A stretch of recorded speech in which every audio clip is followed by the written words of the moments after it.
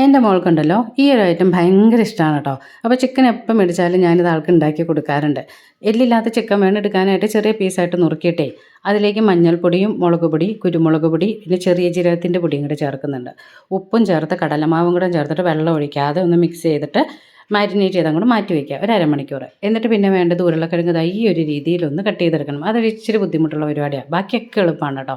പിന്നെ അതിലേക്ക് മഞ്ഞൾപ്പൊടി, മുളക് പൊടി, ഗരം മസാലപ്പൊടി, കുരുമുളക് പൊടി, ഉപ്പ്, ഇഞ്ചി വെളുത്തുള്ളി പേസ്റ്റ്, കോൺഫ്ലോറും മൈദ എല്ലാം കൂടെ ചേർത്തിട്ട് വെള്ളം ഒഴിക്കാതെ തന്നെ ഇതേപോലെ ഒന്ന് മിക്സ് ചെയ്തിട്ട് എടുക്കുക. ഈ ഒരു പരുവത്തിന് കിട്ടണേ.